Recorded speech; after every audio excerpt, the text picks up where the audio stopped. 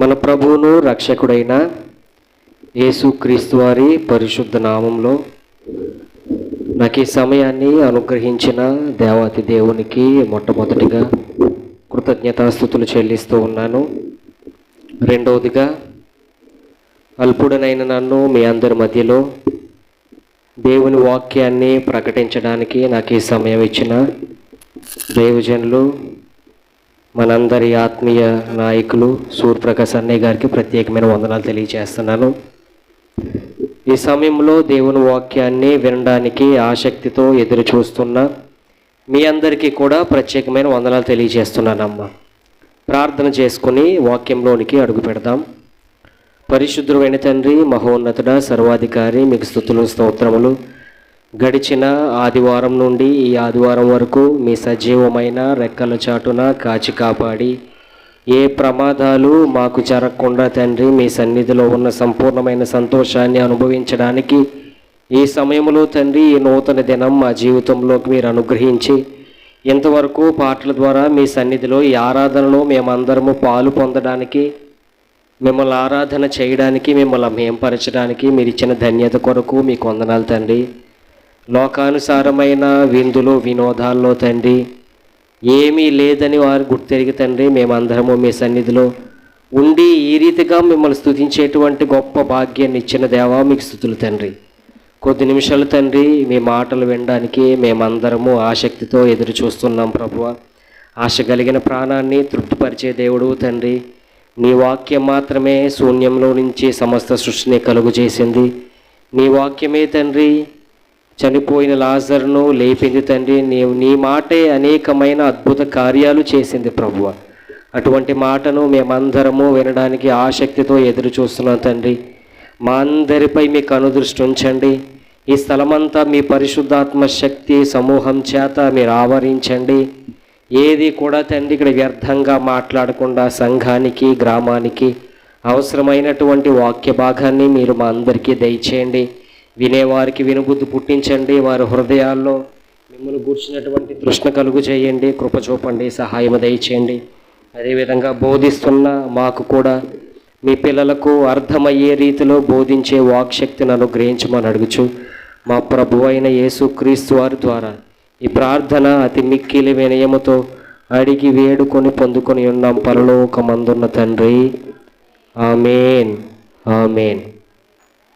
మంచిదండి, దేవుని వాక్యాన్ని మనందరము విందాం ప్రియులారా.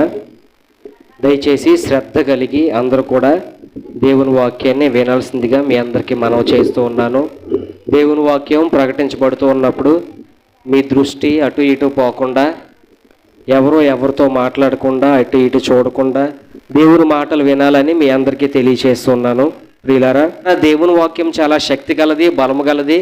అది రెండంచుల గల ఎటువంటి వాడి అయిన ఖడ్గము కంటే పదునైనటువంటిది. హృదయాన్ని, దాని అంతరాన్ని విభజించినంత మట్టుకు దూరుతూ కూడా మన హృదయం యొక్క అంతరంగాన్ని శుద్ధి చేసేది వాక్యం మాత్రమే. కాబట్టి ఆ వాక్యాన్ని మీకు శ్రద్ధతో చెప్పాలని నేను ఆశపడుతూ ఉన్నాను. అంతే శ్రద్ధగా మీరు వినాలని కూడా మీ దృష్టి ఉంచమని మీ అందరినీ ప్రభు పేరట తెలియచేస్తున్నాను ప్రియులారా. బైబిల్ గ్రంథంలో ఒక మాట ఉంది. ఆ మాట ఏంటంటే, చాలాసార్లు మీకు చెప్పాను, ఇంత గొప్ప సాక్షి సమూహము అనే మాట వినబడుతుంది. ఆ మాట మీ అందరికీ చాలా సామాన్యంగా తెలిసిన మాట. అది బైబిల్ గ్రంథంలో ఇంత గొప్ప సాక్షి సమూహము మేఘము వలె మనలను ఆవరించి ఉన్నందుననే మాట హెబ్రీయులకు రాసిన పత్రిక 12వ అధ్యాయం 1వ వచనంలో ఉంటుంది. ఆ మాట వినేయండి. అదేంటంటే, ఎంత గొప్ప సాక్షి సమూహము అనే మాట అక్కడ వాడుతున్నారు. ఎంత గొప్ప సాక్షి సమూహం అన్నారు కదా. ఎంత గొప్ప సాక్షి సమూహం అంటే ఎవరు? 11వ అధ్యాయంలో ఉన్న విశ్వాసుల జాబితా. ఎంత గొప్ప సాక్షి సమూహము మన ఎదుట మేఘము వలె ఉంచారంట దేవుడు.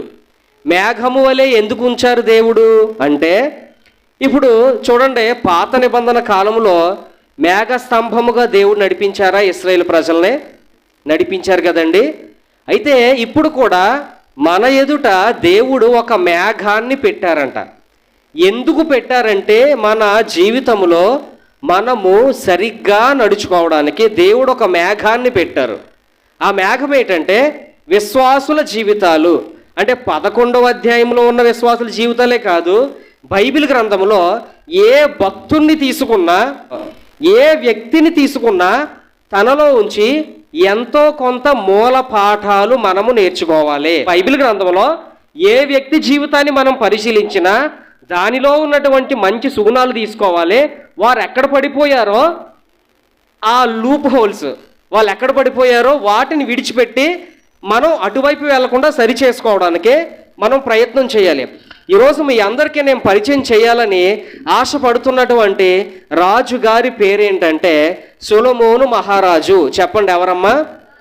చిన్నప్పటి నుంచి మనం వింటూ వస్తున్నాం సొలొమోను మహారాజు గురించి.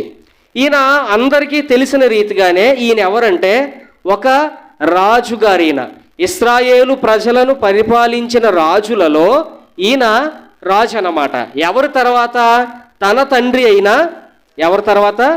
దావీదు గారి తర్వాత. దావీదు గారి తర్వాత ఈ సొలొమోను మహారాజు గారు పట్టాభిషిక్తుడై ఆ సింహాసనాన్ని అధిష్ఠించేటప్పటికే ఆయన వయసు ఎంతని చరిత్ర గ్రంథాలు చెప్తున్నాయంటే 19 లేదా 20 సంవత్సరాల మధ్యలో ఆయన వయసు ఉంటుందని చెప్పి చరిత్ర గ్రంథాలు చెప్తున్నాయి. అంటే ఎంత యంగ్ ఏజ్లో, ఎంత యవనస్తుడుగా ఉన్న మంచి యవ్వన ప్రాయంలో ఈయన సింహాసనాన్ని ఏం చేశారు? అధిష్ఠించారు. సింహాసనం మీద కూర్చున్నారు. ఎవరి తర్వాత? దావీదు గారి తర్వాత. ఏంటి ఈయన పేరు?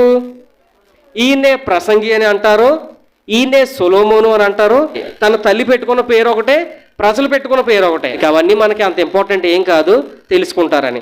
అయితే ఇప్పుడు ఈ సొలొమోను రాజుగారి, మహారాజు గారు సింహాసనాన్ని అధిష్ఠించేటప్పటికే ఈయన వయసు ఎంత అంటే దాదాపుగా చాలా యవ్వన ప్రాయంలో ఈయన అడుగు పెట్టారు. ఈయన సింహాసనాన్ని అధిష్ఠించేటప్పటికే ఈయన యవ్వన ప్రాయంలో ఉన్నాడు కాబట్టి ఈయనకు తన ప్రజలను ఎలా పరిపాలించాలో అర్థమయ్యేది కాదు. అంటే జ్ఞానం ఉంది కానీ ప్రజలను పరిపాలించేంత జ్ఞానం లేదు. ఎందుకంటే యవనస్తుడు కదా, 19 సంవత్సరాల వయసులో ఏం జ్ఞానం ఉంటుంది? సంసార సంబంధమైన జ్ఞానం ఉండదు. ప్రజలతో ఎలా మాట్లాడాలో ఆ జ్ఞానం ఉండదు. కాబట్టి ఈయన తన ప్రజలను పరిపాలించేటప్పుడు రకరకాలుగా ఈయన మైండ్ వెళ్ళిపోతూ ఉండేది. సమస్యలను పరిష్కరించలేనంతగా ఈయన వెళ్తూ ఉండేవాడు. అయితే ఇలాంటి సమయంలో ఈయనకు ఒక అలవాటు ఉంది. ఏ అలవాటు ఉందంటే ప్రియులారా, ఈయనకు ఉన్నటువంటి అలవాటు ఏంటంటే సత్యమైన దేవుడు ఎవరో, నిజమైన దేవుడు ఎవరో మొట్టమొదటిగా తన తండ్రి దగ్గర నుంచి తెలుసుకున్నారు. ఈయన ఎవరి దగ్గర నుంచి? దావీదు గారి దగ్గర నుంచి.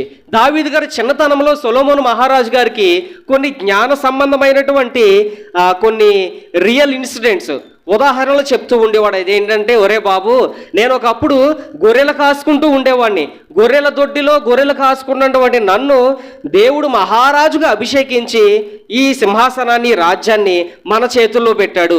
కాబట్టి నేను ఏ దేవుడినైతే సేవిస్తున్నానో, నేను ఏ దేవుడినైతే నేను పూజిస్తున్నానో అదే దేవుడిని నువ్వు నమ్ముకో అంటే ఆ దేవుడి మీద విశ్వాసాన్ని పెంచుకున్నాడు. ఎవరు?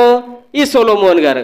విశ్వాసాన్ని పెంచుకొని కొంచెం ముందుకు అలా వెళ్తూ ఉన్నటువంటి టైంలో తండ్రి తర్వాత రాజుగా ఈయన సింహాసనం మీదకి ఎక్కాడు. ఎక్కిన తర్వాత ఈయనకి ఉన్నటువంటి అలవాటు ఏంటంటే నిజమైన దేవుడు ఎవరో సొలొమోను గారికి తెలుసు, మాట్లాడే దేవుడు ఎవరో సొలొమోను గారికి తెలుసు, జీవితాలు బాగు చేయగలిగిన దేవుడు ఎవరో సొలొమోను గారికి తెలుసు. ఈ జ్ఞానము లేనటువంటి ఈ సొలొమోను ఏం చేశాడంటే డైరెక్ట్గా ఇదే విషయాన్ని ఎవరితో చెప్పాడంటే దేవునితో చెప్పుకున్నాడు. ఎవరితో చెప్పుకున్నాడు? బైబిల్లో ఎక్కడుంది గారు దేవునితో చెప్పుకున్నట్టు? దేవుడితో చెప్పుకున్నట్టు కనబడదు. దేవుడు వచ్చి దర్శించాడు. అతను దేవుడే దర్శించాడంటే దేవుడు ఎప్పుడు దర్శిస్తాడో ఆయన వైపు తిరిగే వారిని, ఆయనకు మొర్ర పెట్టేవారిని, ఆయన వాక్యాన్ని వినేవారిని, ఆయన మాటలు చొప్పున నడిచేవారిని దేవుడు దర్శిస్తారు ఎప్పుడు. దాన్ని బట్టి మనం అర్థం చేసుకోవచ్చు ఈయన ఎటువంటి జ్ఞానాధారము లేనటువంటి సమయంలో దేవునికి మొర్ర పెట్టుకున్నాడు. ఎవరో? సొలొమోను గారు. మొర్ర పెట్టుకుంటే దేవుడు ఒకరోజు దర్శించారు ఈయన్ని. దర్శించడం అంటే ఈయనకు ప్రత్యక్షమయ్యారు. ప్రత్యక్షమవడం అంటే ఒక స్వరము వినిపించింది. ఆ స్వరములో దేవుడు అడుగుతున్నారు, సొలొమోను, నీవు పిలిచావు, నేను వచ్చాను, అసలు నీకేం కావాలో చెప్పు, నీవేం అడిగినా నేను ఇస్తాను అని చెప్పి సొలొమోనుతో దేవాతి దేవుడైనటువంటి యెహోవా దేవుడు, ఆ పరమ తండ్రి ఆకాశాన్ని విడిచిపెట్టి తానున్నటువంటి గదిలోనికి వాక్కు ద్వారా ప్రత్యక్షమయ్యి నీకేం కావాలో చెప్పు నేను ఇస్తానని చెప్పి సొలొమోను మహారాజు గారితో చెప్పారు. అప్పుడు ఆయన అడిగినది ఏమిటి? మనకు తెలుసు, బైబిల్ గ్రంథంలో ఉంటుంది. ఏంటి ఆయన అడిగింది? ప్రభువా, దేవా, యెహోవా, నీవు నా తండ్రి తర్వాత చాలామంది కుమారులు కుమార్తెలు ఉన్నా నన్ను నువ్వేం చేసావు? రాజుగా అభిషేకించి నన్ను ఈ సింహాసనం మీద కూర్చోబెట్టావు. అందుకు నీకు చాలా వందనాలు. అయితే నీ ప్రజలను పరిపాలించేటువంటి జ్ఞానము, యోగ్యత, నీ ప్రజల సమస్యలను పరిష్కరించేటువంటి ఈ జ్ఞానము నాకు లేదు ప్రభువా. కాబట్టి నువ్వేం చేస్తావంటే నాకు ఏమీ వద్దు, కానీ నాకు నువ్వేం చేస్తావంటే నాకు జ్ఞానం ఇవ్వు ప్రభువా అని అడిగాడు అన్నమాట దేవుణ్ణి. జ్ఞానం అడిగితే ప్రియులారా, దేవుడు ఏమన్నారంటే ఈ మాటకు ఆశ్చర్యపడిపోయి, ప్రియులారా, నీవు ధనం అడుగుతావు అనుకున్నాను, బలం అడుగుతావు అనుకున్నాను, వస్తువులు అడుగుతావు అనుకున్నాను, బంగారం అడుగుతావు అనుకున్నాను, పేరు ప్రఖ్యాతలు అడుగుతావు అనుకున్నాను, కీర్తి ప్రతిష్టలు అడుగుతావు అనుకున్నాను, కానీ నీవు నన్ను ఇవేమీ అడగలేదు, జ్ఞానాన్ని అడిగావు. కాబట్టి సొలొమోను గుర్తుపెట్టుకో, ఇక మీదట నీ వంటి జ్ఞానవంతుడు ఎవ్వరూ కూడా మనుషులలో పుట్టరు. నీ వంటి జ్ఞానవంతుడు ఎవరు కూడా మనుషులలో పుట్టరు. నీకు ముందు ఉండిన వారందరికంటే, నీకు రాబోయే వారందరికంటే నీవేమవుతావు? జ్ఞానవంతుడిగా నీవు వెలుగొందుతావు. నీ కీర్తి ప్రపంచమంతటా, ప్రపంచ దేశాలలో నీ మహిమ, నీ కీర్తి, నీ పేరు, నీ ప్రతిష్టలు వెళ్ళిపోతాయి. అంత గొప్పవాడు అవుతావని దేవుడు దీవించారు. అంతటితో దేవుడు ఆగకుండా నీవు నన్ను ధనము, బలము, ఆ తర్వాత వస్తువులు, బంగారము, వెలగల ఇవేమీ అడగలేదు. కాబట్టి నీవు అడగకపోయినా నేను నీకేం చేస్తున్నానో దానిని ఇచ్చేస్తున్నాను అని చెప్పి, ప్రియులారా, దేవుడు అడగకపోయినా ఏం చేశారు? సొలొమోను అడగకపోయినా మొత్తం అన్నీ కూడా దేవుని గొప్పతనం అదనమాట. అడగకపోయినా ఇచ్చే దేవుడు ఎవరు? మన దేవుడు అన్నమాట. అడిగినా ఇవ్వట్లేదు అంటే అర్థం ఏంటి? మనకది క్షేమకరము కాదు, మనకది ఉపయోగకరము కాదు, మనకది మేలు చేసేది కాదు. అందుకే దేవుడు కొన్ని విషయాల్లో మన ప్రార్థన వినరు. ఎందుకంటే మన తలంపులు వేరు, ఆయన తలంపులు వేరు. సొలొమోను గారు ప్రియులారా అడిగిన దానికంటే, ఊహించిన దానికంటే ఎక్కువగా సొలొమోను మహారాజు గారికి ఇచ్చారు. అయితే సొలొమోను మహారాజుకి జ్ఞానం ఇచ్చిన తర్వాత దేవుడు ఒక చిన్న రూల్ పెట్టారనమాట. అంటే చిన్న ఒక ఆజ్ఞ పెట్టారు, ఒక కట్టడ పెట్టారు. ఆ ఆజ్ఞ ఏంటంటే ఒకసారి చూద్దాం, చూడండి. రాజుల మొదటి గ్రంథము 9వ అధ్యాయం ప్రియులారా, అందులో 4వ వచనాన్ని నేను చదువుతున్నాను చూడండి. రాజుల మొదటి గ్రంథము 9వ అధ్యాయం 4వ వచనం. నీ తండ్రి అయిన దావీదు నడిచినట్లు నీవును యథార్థ హృదయుడవై నీతిని బట్టి నడుచుకొని నేను నీకు సెలవిచ్చిన అంతటి ప్రకారము చేసి నా కట్టడలు, నా విధులు అనుసరించిన ఎడల నీ సంతతిలో ఒకడు ఇశ్రాయేలీల మీద సింహాసనాసీనుడై ఉండక మానడని నీ తండ్రి అయిన దావీదుకునకు నేను సెలవిచ్చినట్లు ఇశ్రాయేలీల మీద నీ సింహాసనము చిరకాలము వరకు కూడా స్థిరపరుచుదును అని దేవుడు చెప్పారు. సొలొమోనా వినో, నీ తండ్రి ఏ విధంగా అయితే యథార్థ హృదయుడిగా నా పట్ల నడుచుకున్నాడో, ఏ విధంగా యథార్థతను కాపాడుకున్నాడో, నీవు కూడా అలాగే నడిస్తే నీ సింహాసనము తరతరాలకి, యుగయుగాలకి అలాగే ఉంటుంది. విడువనటువంటి కృప చూపుతాను. ఎందుకు? ఎప్పుడు నీవు నా మాటలు, నా ఆజ్ఞలు, నా కట్టడలు వినాలి అని చెప్పి దేవుడు చెప్పారు. వినండి, ఇలా వినండి. అయితే అసలు ఈ విషయాలన్నిటిలో ఏ విషయం చెప్పారు సొలొమోనుకి దేవుడు అంటే? కొన్ని ఆజ్ఞలు, కొన్ని కట్టడలు పెట్టారు. అందులో మరీ ముఖ్యంగా దేవుడు నొక్కి చెప్పినటువంటి మాట ఏంటో తెలుసా? వినాలి, జాగ్రత్తగా వినాలి. అవన్నీ కూడా దేవుడు సొలొమోనుకి బాగా నొక్కి పెట్టి నా ఆజ్ఞలు, నా కట్టడలు పాటించని అన్నిటికంటే ముఖ్యంగా ఒక విషయాన్ని చెప్పారు. ఆ విషయం ఏంటో తెలుసా? తెరవండి. 11వ అధ్యాయం 1వ వచనం. 11 మొదటి వచనం, మొదటి రాజులుగా ఈ విషయాన్ని చాలా పర్టికులర్గా మొట్టమొదటిగా దేవుడు చెప్పారు సొలొమోనుకి. మోయాబీయులు, ఎదోమీయులు, అమ్మోనీయులు, సీదోనీయులు, హిత్తీయులు అను జనులు మీ హృదయములను తమ దేవతల తట్టు తిప్పుదురు గనుక వారితో సహవాసము చేసుకోకూడదు, వారిని మీతో సహవాసము చేయనీయకూడదు, యెహోవా ఇశ్రాయేలీయులకు సెలవిచ్చి ఉన్నాడు అని చెప్పారు. దేవుడు సొలొమోనుతో ఏం చెప్పారంటే, సొలొమోను విను, కొన్ని రకాల వర్గాల ప్రజలను చెప్తున్నాను. మోయాబీయులు, ఎదోమీయులు, అమ్మోనీయులు, సీదోనీయులు, హిత్తీయులు అనే కొన్ని రకాలైనటువంటి తెగలు ఈ భూప్రపంచం మీద ఉన్నారు. వాళ్ళ దగ్గరకు నువ్వు వెళ్ళకూడదు, వాళ్ళతో నీవు సహవాసం చేయకూడదు, వాళ్ళను పెళ్లి చేసుకోకూడదు, వాళ్ళతో ఏమాత్రము సాంగత్యము చేయకూడదు. ఎందుకు చేయకూడదు అంటే వారు ఏం చేస్తారో తెలుసా, నీ హృదయాన్ని నా మీద నుంచి తిప్పేసి వారికి ఇష్టమైనట్లుగా మలుచుకుంటారు. కాబట్టి నీవేం చేస్తావంటే వాళ్ళ దగ్గరకు వెళ్ళకూడదు అని దేవుడు ఒక గీత గీశారు. ప్రియులారా, ఇక్కడ ఒక్కసారి నేను ఆగుతున్నాను. ప్రియులారా, మన జీవితంలో కూడా దేవుడు మనందరినీ రక్షించిన తర్వాత మనకి కూడా కొన్ని ఆజ్ఞలు పెడతారు, కొన్ని రూల్స్ పెడతారు, కొన్ని నిబంధనలు పెడతారు. ఎందుకంటే మనం పాడైపోతామని, ఎందుకంటే మన జీవితాలు వేరే త్రోవలో వెళ్ళిపోతాయని దేవుడు ఏం చేస్తారంటే కొన్ని విషయాల్లో మనము ఇది నువ్వు చెయ్యొద్దు, ఈ పాపము జోలికి నీవు వెళ్ళొద్దు, లేకపోతే నాకు వ్యతిరేకమైనటువంటి ఈ మార్గంలో నువ్వు ప్రయాణం చేయొద్దు అని దేవుడు చెప్తారు. ఆ దేవుడు చెప్పే విషయంలో మనం ఏమనుకుంటామో తెలుసా, దేవుడు చాలా స్వార్థపరుడు, నన్ను చాలా విషయాలు చేయనివ్వడం లేదు, నా హృదయం చాలా అనుకుంటుంది, నేను తాగాలనుకుంటున్నాను, నేను తిరగాలనుకుంటున్నాను, నేను పాపం చేయాలనుకుంటున్నాను, నేను వ్యర్థమైనటువంటి పనులు చేయాలనుకుంటున్నాను, దానిలో నాకు చాలా సంతోషం ఉంటుంది. కానీ దేవుడు ఏం చేస్తున్నారంటే వద్దు అని చెప్పి నా జీవితానికి అడ్డుకట్టలు వేసేస్తున్నాడు. నా సంతోషానికి దేవుడు ఏం చేస్తున్నాడంటే అడ్డుకట్టలు వేసేసి నేను సంతోషంగా ఉండకుండా దేవుడు చేయాలనుకుంటున్నాడు అని స్వార్థపూరితమైనటువంటి ఆలోచన దేవునిదని మనందరము అనుకుంటాము. కానీ ఒక విషయం చెప్తాను ప్రియులారా, వినండి.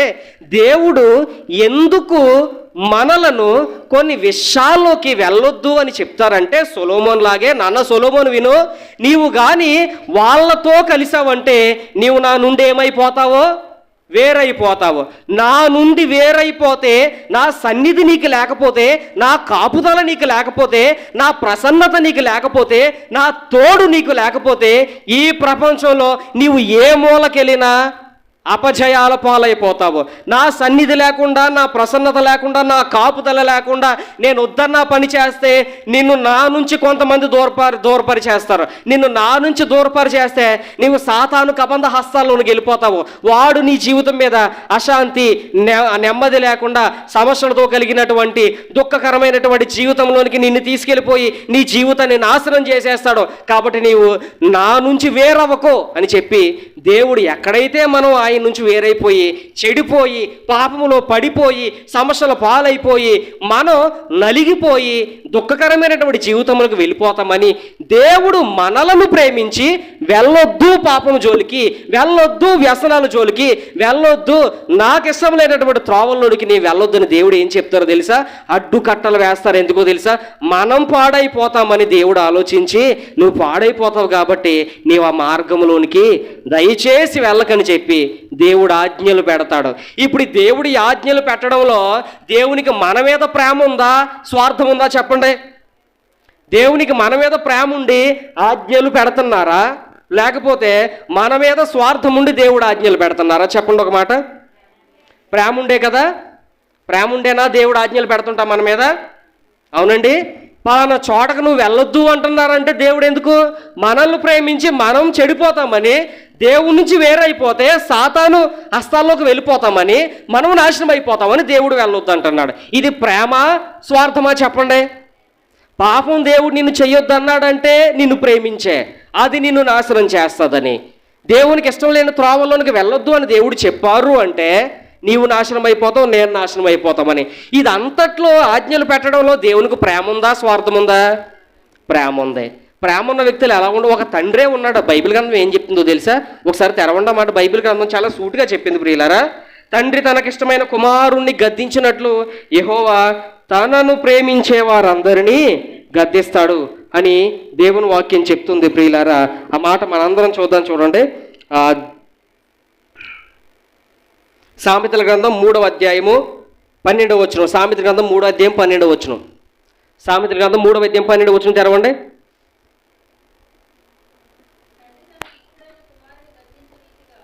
తండ్రి తనకిష్టమైన కుమారుని గద్దించే రీతిగా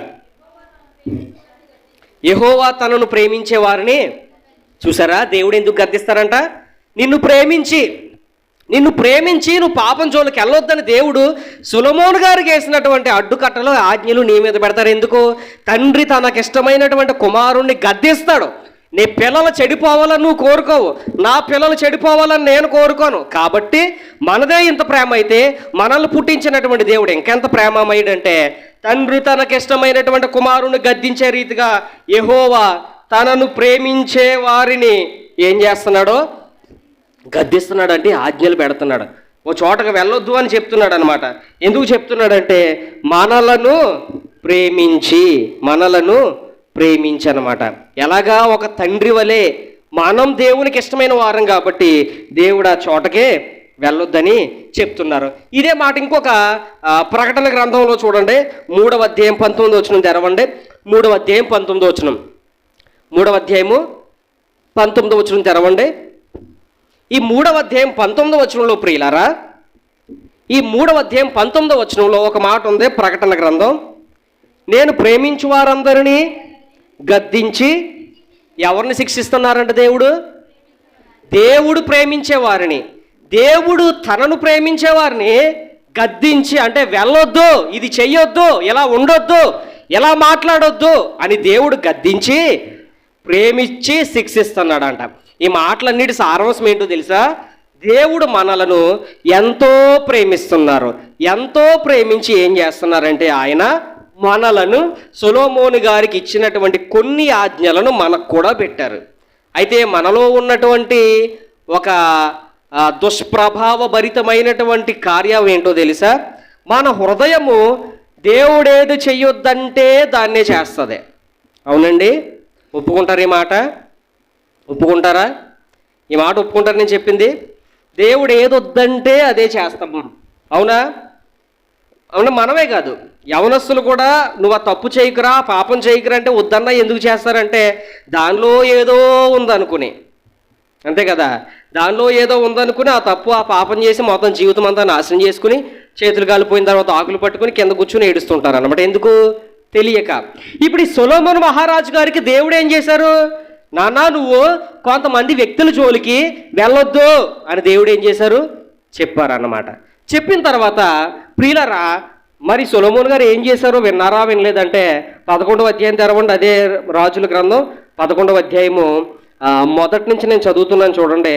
ఇలాగా తమ దేవతల తట్టు నీ హృదయాన్ని తిప్పుతారు కాబట్టి నువ్వు వాళ్ళతో సహవాసం చేయకూడదని దేవుడు సెలవిచ్చాడు. అయితే రాజైన సొలొమోను, తీసుకున్నమాట అందరూ, అయితే రాజైన సొలొమోను ఫరో కుమార్తెను కాక ఈ జనులలో అనేక మంది పరస్త్రీలను మోహించి కామాతురత గలవాడై వారిని పెట్టుకొనుచూ వచ్చెను. అతనికి 700 మంది రాజకుమార్తెలైన భార్యలు, 300 మంది ఉపపత్నులు కలిగి ఉండిరి. అతని భార్యలు అతని హృదయమును త్రిప్పివేసిరి. ఏం జరిగింది ప్రియులారా? దేవుడు ఏం చెప్పారంటే, సొలొమోను వెళ్ళొద్దు, నువ్వు వెళ్ళావంటే నా నుంచి నువ్వేమైపోతావు, వేరైపోతే నీ హృదయాన్ని వాళ్ళు ఏం చేస్తారు?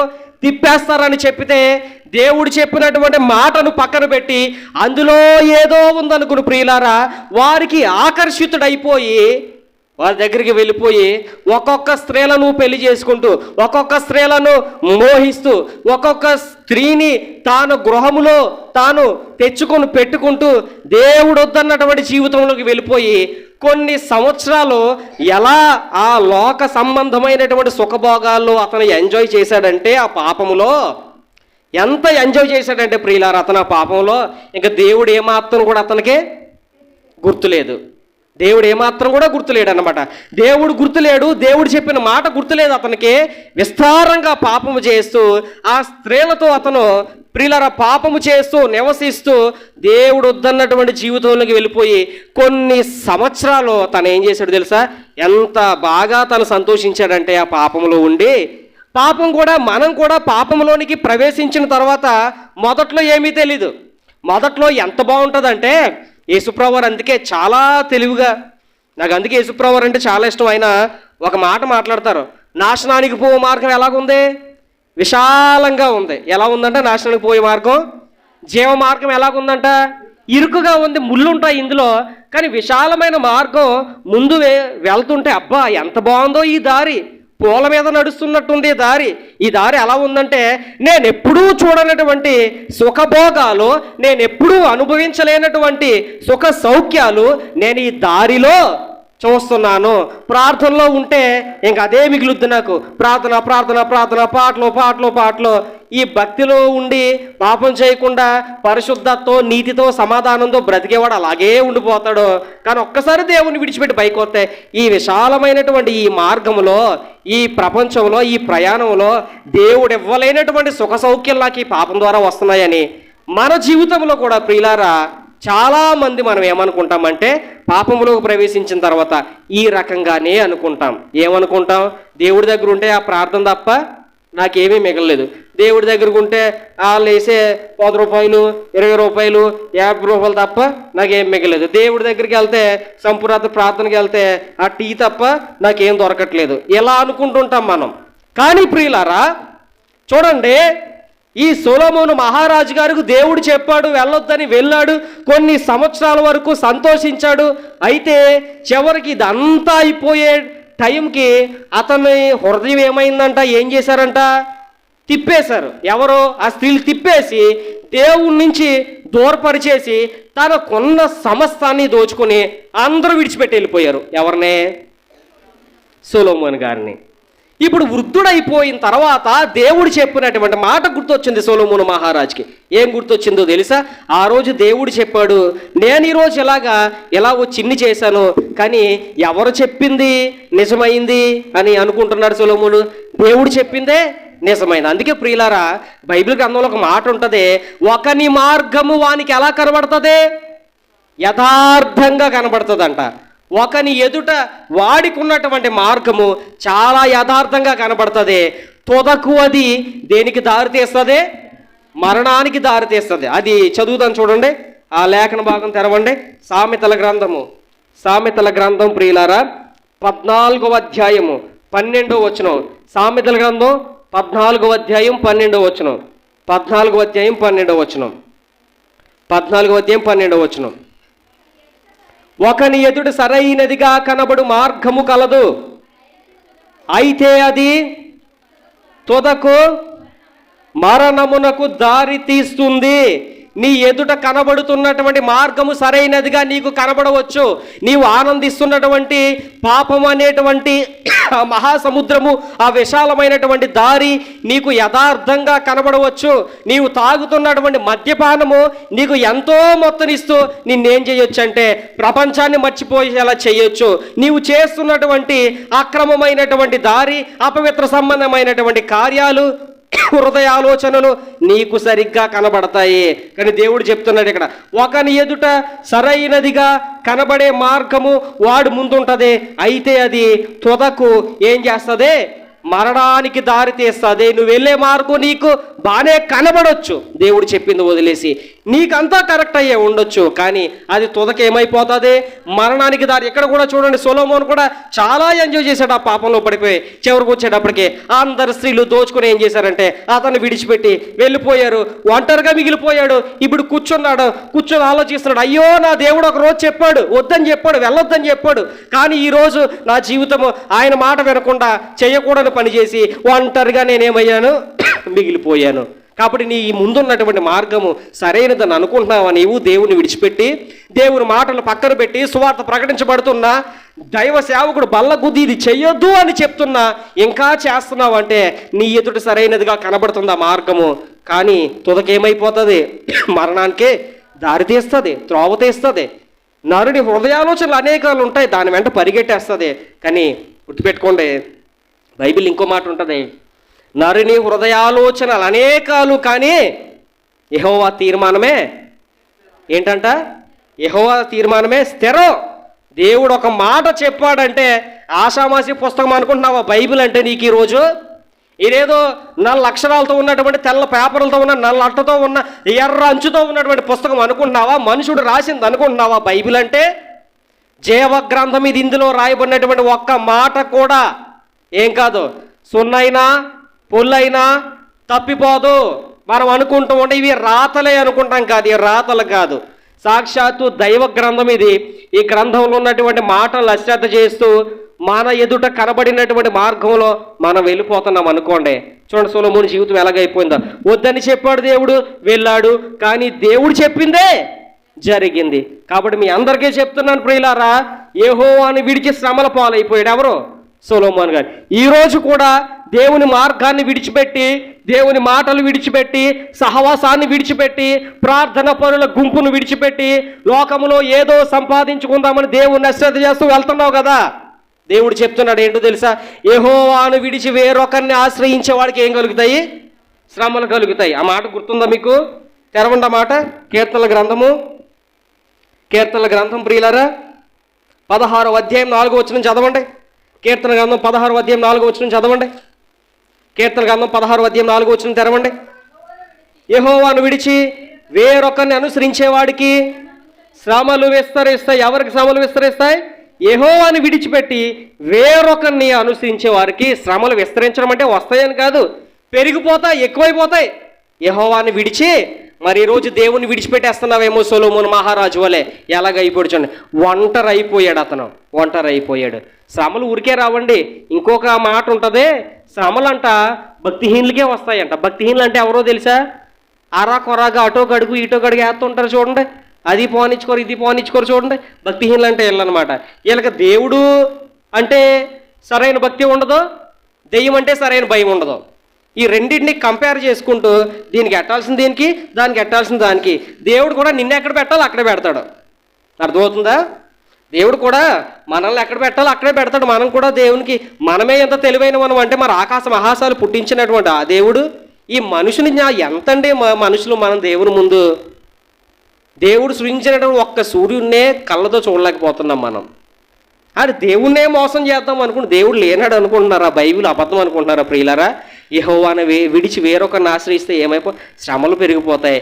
సరే, సొలొమోను మహారాజు గారి దగ్గరకు వద్దాం. ఇప్పుడు ఇతను ఏదేదో అనుకున్నాడు, ఒంటరి అయిపోయిన తర్వాత ఏం మాట్లాడుతున్నాడు తెలుసా? తెరవండి ప్రసంగి గ్రంథం తెరవండి. ఈ ప్రసంగి గ్రంథం ప్రియులారా మొదటి అధ్యాయంలోనికి రండి. చివరి భాగంలోకి వచ్చాను నేను.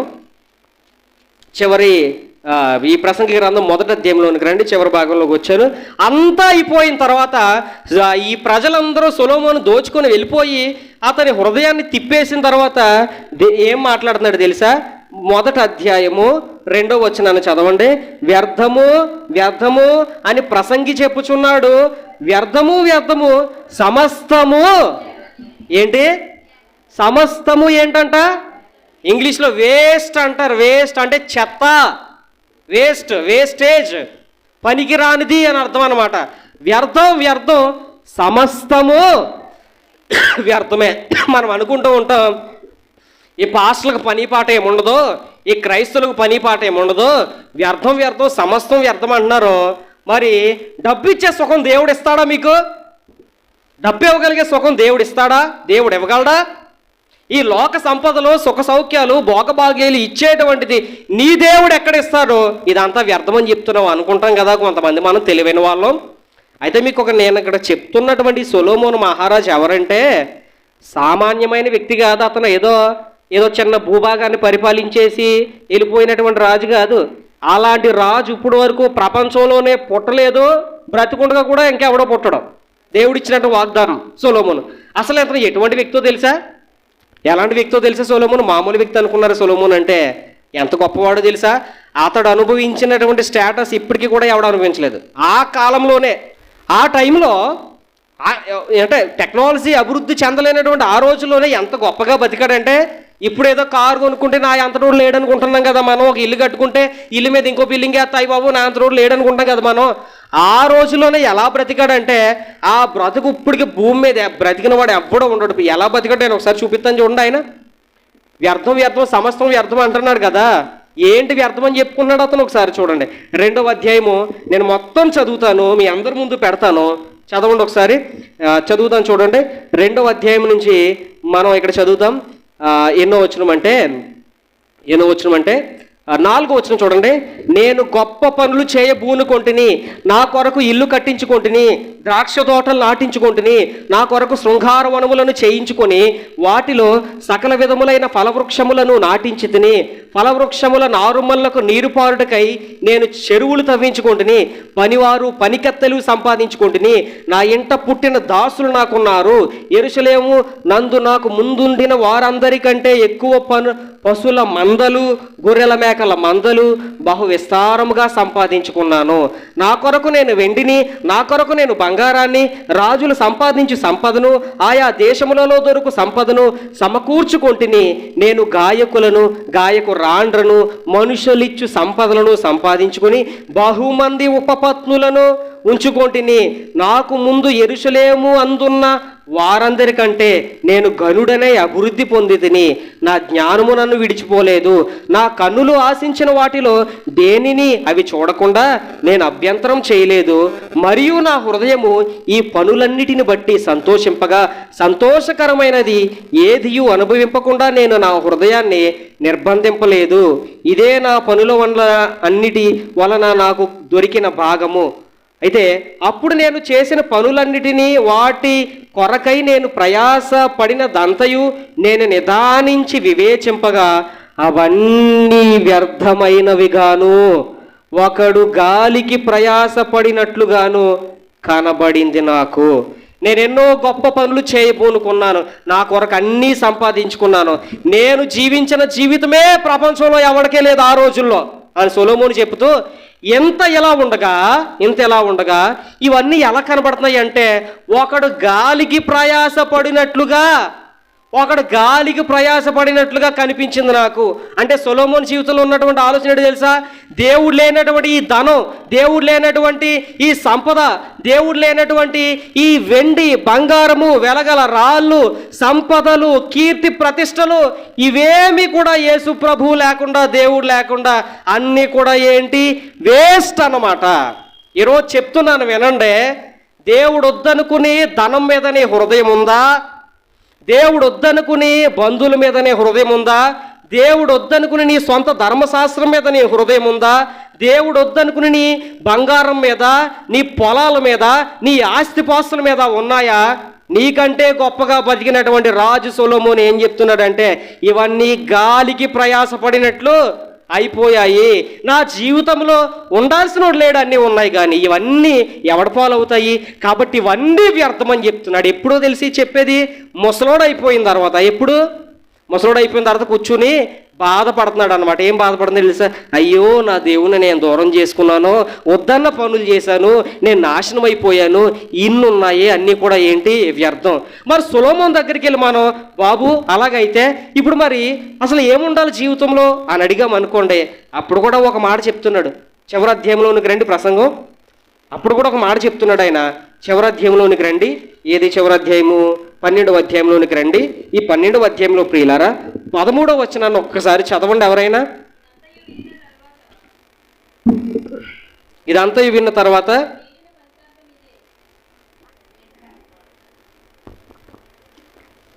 దేవుని యందు భయభక్తులు కలిగి ఉండి ఆయన కట్టడలను అనుసరించి నడుచుచుండవలెను. మానవ కోటికి ఇదియే విధి. ఇప్పుడు మనం వెళ్ళి అడిగాం అనుకోండి, బాబు సొలొమోను మరి ఇట్లన్నింటినీ వ్యర్థం అంటున్నావు కదా, అసలు జీవితంలో ఏముండాలయ్యా అని అంటే ఏం చెప్తున్నాడు తెలుసా? ఇదంతయు విన్న తర్వాత తేలిన ఫలితార్థం ఏంటంటే కొన్ని పనులు చేయలేదు. ఏంటయ్యి? దేవుని యందు భయభక్తులు కలిగి ఉండాలి. మొట్టమొదటిదే దేవుని యందు భయభక్తులు కలిగి ఉండాలి.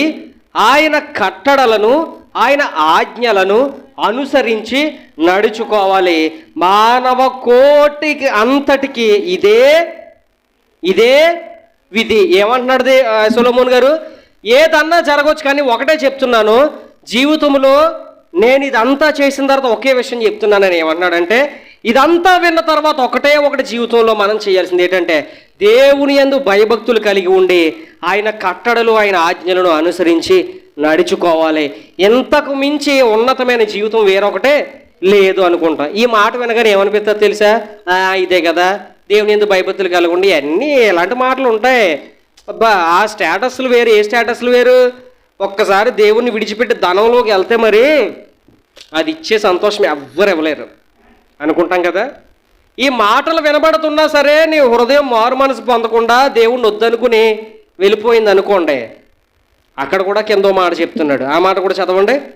గూఢమైన ప్రతి అంశాన్ని గూర్చి దేవుడు విమర్శ చేసేటప్పుడు ఆయన ప్రతిక్రియ అది మంచిదవనివ్వండి, అది చెడ్డదే కానీ తీర్పులోనికి తెస్తాడు. ఇప్పుడు కూడా విని దేవుణ్ణి వద్దనుకుని నీ హృదయాన్ని మార్చుకోకుండా మారు మనసు చెందకుండా ఉన్నావు అనుకోండి, వెళ్ళిపో, దేవుడు నేను ఏమండవు. కానీ విమర్శ దినం ఒకటి వస్తుంది, ఆ దినములో గ్రంథాలు విప్పబడతాయి. ఆ దినములో గ్రంథాలు విప్పబడేటప్పుడు నువ్వు భూమి మీద ఈ శరీరంతో చేసిన ప్రతి పని, now it is recording in the God's scripture, దేవుని జీవ గ్రంథములో అది లిఖితమవుతుంది. నువ్వు చేసే ప్రతి పని, నువ్వు మాట్లాడే ప్రతి మాట, నువ్వు చేసే ప్రతి పని దేవుడు ఎక్కడ రాసుకుంటున్నారో. విమర్శ దినం ఒకటి వస్తుంది, ఆ దినంలో దేవుడు గ్రంథాలు విప్పుతాడు.